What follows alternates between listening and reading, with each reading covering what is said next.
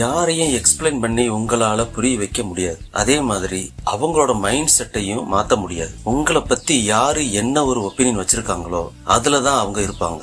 இந்த பிரபஞ்சம் எவ்வளவு பெருசா இருந்தாலும் அவங்க கண்ணுக்கு என்ன தெரியுதோ அதுதான் தெரியும். அவங்களோட மூல வளர்ச்சி, அவங்களுடைய எண்ணங்கள் எந்த அளவுக்கு இருக்கோ, எப்படி இருக்கோ அந்த அளவுக்கு தான் நம்மளையும் பார்ப்பாங்க.